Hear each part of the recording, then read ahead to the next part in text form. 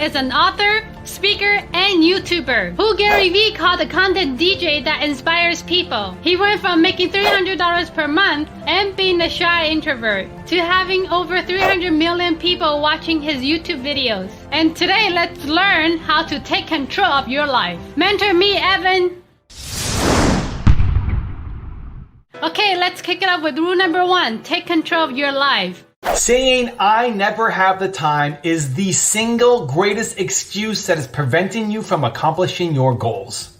You are not allowed to say it anymore. Stop it. Stop believing your own lies. Whatever story you're telling yourself as to why you can't do it, how much time you don't have, somebody else who made it had it way worse than you did.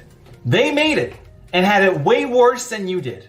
If they can make it, you can too. The only difference is the story you're telling yourself that you don't have enough time to do it. So I'm gonna give you a more fun example on this one.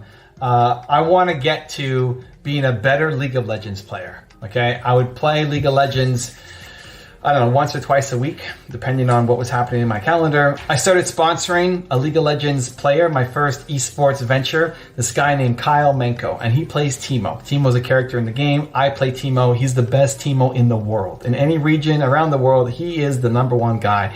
And I said, Kyle Menko, I want to sponsor you, and part of the deal is you're going to coach me. I want you to coach me on how to get better. I want to get better. I want to climb. I was in bronze, which is the second worst division in League of Legends. He said, what was the best you've ever done? I said, silver, which is the third worst division in League of Legends. And so he said, okay, I can help you. How often are you practicing? I said, I don't know, once or twice a week. It's like, okay, that's not enough. I need you to play 3 games a day. 3 games a day. And a game takes 35 to 40 minutes, sometimes longer, depending on how long it takes to get into the game. Could be 45 minutes, maybe even up to an hour. And I'm thinking in my head, 3 games a day? Are you nuts? I don't have time to do this. I can't make that happen. I got all these other responsibilities. Right? If it's important, you got to stop telling yourself that you can't do it. How do I justify playing 3 games a day when I have all these other stuff I need to do? I need to run a business. I want to scale. I want to grow my YouTube channel. I want to grow my impact. I need to write my book. I need to launch my YouTube course. I need to spend time with my wife and my family. I got lots of other things I need to do. I need to sleep. All of it.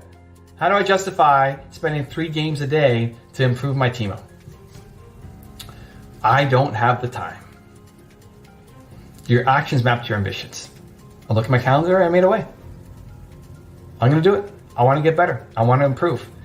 Now, I don't do it when I'm traveling, so I'm here in LA right now, so I haven't played my 3 games since I've been away. But when I'm in Toronto, pretty much every day that I'm in Toronto, I'll get my 3 games in. And I've gotten better. The results speak. I went from bronze to silver, and now I'm climbing up through silver, and I'm hopefully, the goal is to get the gold by the end of the year. So now it's the fourth worst division. And you're starting to get, once you get in the gold and you get a little bit higher, now you're starting to get some kind of, not reputation, but significance, and just like you're actually a semi-decent player, right? So I'm chasing down my League of Legends goals. Because your personal goals, you may be watching and thinking, well, what is, like, why are you wasting your time doing it? It's a personal goal to me. It might be a waste of time to you. Maybe building a deck for your backyard is a big waste of time for me. Maybe making your own clothes or whatever other hobby you have, cooking or crafting, is a big waste of time for me, right? So don't judge somebody else's personal goals. This is a personal goal of mine. I want to chase it down, and I want to not tell myself that I don't have the time, right? As soon as you hear yourself say, I don't have the time, you're not taking control of your calendar. You're not taking control of your life. Of course you have the time. You choose not to prioritize it. That's the change in language you need to make. You're not allowed to say, I don't have the time.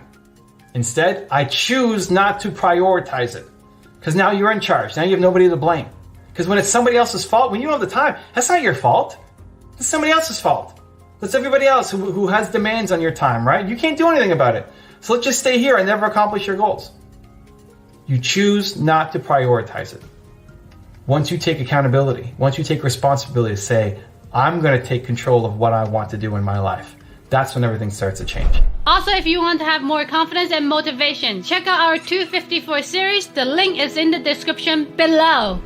If you're doing work that you love, you're more likely to follow through. You're more likely to do it because it doesn't feel like work, because you love doing it. Successful people take responsibility for where they are in life. Publishers do a little bit of work to help you. They try to line up a little bit of media and some of their contacts, but don't expect the publishers to do a lot. These days, it's really up to the author. Rule number 2, build self-discipline. The mind is getting in your own way. If you want to lose weight, you know how to do it. You got to eat less, you got to work out more, you will lose weight. Why are you not doing it? Self-discipline. Your mind is getting in your way. But I see self-discipline as a positive. I think self-discipline has a really negative connotation a lot of times. I think in a lot of the messages that people are putting out, it comes across as this really negative thing. Like you have to force yourself to do all of the stuff that you really hate and it's going to suck, but you have to keep going. You got to do it. You got to be disciplined. If you're not disciplined, you suck. Everything's terrible. It just comes across as this really negative, forcing yourself to do stuff that doesn't resonate with me. I see self-discipline as a really positive thing. I think it's really helpful. I think it's amazing and beautiful and golden. Let's look at weight as an example. I am the lowest weight that I've been all year. I'm on a routine. It's working. The specific strategies that don't really matter. 1, intermittent fasting. So I'll only have water and a coffee until noon, and then after that I'll start eating. I do that 7 days a week. I run for 30 minutes. Usually at night while I'm watching a show with my wife, 7 days a week.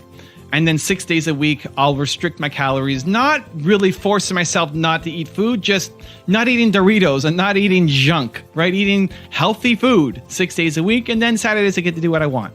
6 days a week. Those are the strategies that I use. It may seem like torture, but it's not. And the thing that helps me get through it is the mindset, because the positive of all of this is I'm losing weight. I'm feeling great. I'm making progress. I'm super pumped that I'm getting closer to my goal. I feel amazing about myself. So I think self-discipline, usually it seems to focus just on the actions that you just have to grind your way through it without enough focus on the mission of what you're trying to accomplish and how beautiful and wonderful that is. And so, yes, some of it might suck, right? But you're moving towards something amazing and beautiful. So I think people just focus too much on the negative part of it. And if you force yourself to do something that you hate, you can only do it for so long before you give up.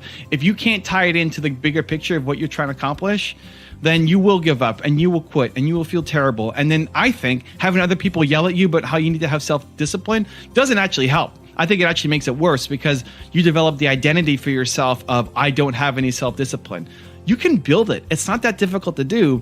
In my perspective, in my view, all you need to do is make sure that you have a really strong why. Make sure that you have an outcome that you are really looking forward to and you love doing. And then the process itself, how do you make the process as enjoyable as possible? How do you make the process just not absolutely suck every single day going in, right? If you figure that out, then you win. And rule number 3, the last one before our very special bonus clip, is believe. Your biggest problem is a lack of belief. The only thing that's